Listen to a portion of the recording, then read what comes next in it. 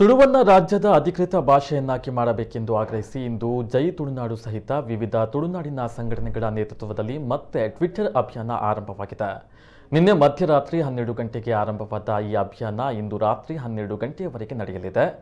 ಸಮಸ್ತ ತುಳುವರು ಟ್ವಿಟರ್ ಮೂಲಕ ತುಳು ಭಾಷೆಯನ್ನ ಅಧಿಕೃತ ಮಾಡಬೇಕೆಂದು ಮನವಿಯನ್ನ ಮಾಡಲಿದ್ದಾರೆ.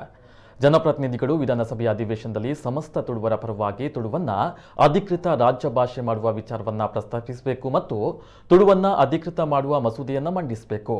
ತುಳುನಾಡಿನ ಜನಪ್ರತಿನಿಧಿಗಳು ತುಳು ಭಾಷೆಯನ್ನ ಅಧಿಕೃತ ಮಾಡಲು ನಾವೇನು ಮಾಡಿದ್ದೇವೆ ಎಂಬುದನ್ನು ತಿಳಿಸಲು ಈ ಅಭಿಯಾನ ನಡೀತಾ ಇದೆ.